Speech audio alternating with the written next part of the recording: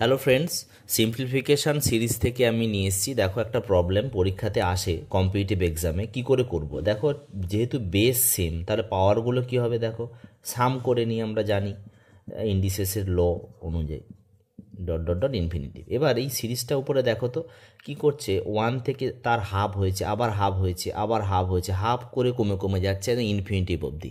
লক্ষ্য রাখবে যেন ইনফিনিটিভ থাকে, মাঝখানে যেন ক্লোজ না হয়ে যায়।